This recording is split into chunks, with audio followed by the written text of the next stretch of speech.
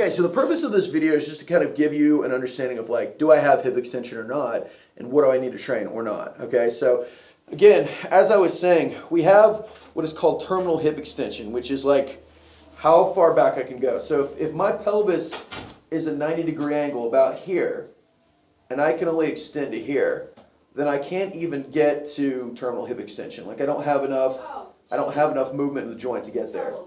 Whereas if I can extend all the way back, as you can see I'm doing that, then on this side I do have terminal hip extension. So bridging on this side, you know, because what my glute does is kind of take over from about this 90-degree angle to really create that hyperextension, that hip extension from there.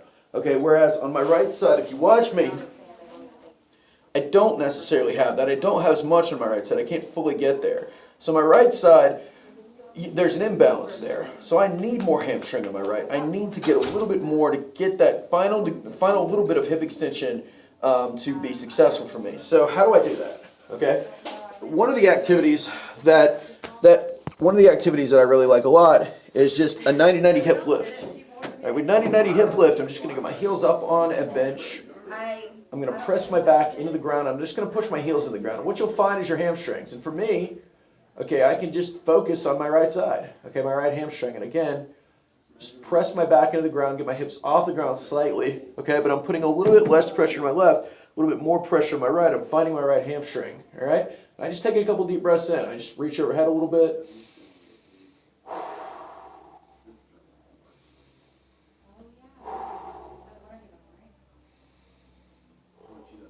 Typically, I would do about 5 breaths.